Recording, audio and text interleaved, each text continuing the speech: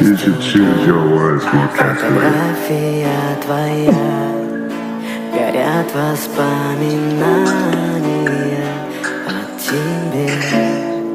У камина в 6 утра, разбитая душа, все твои обещания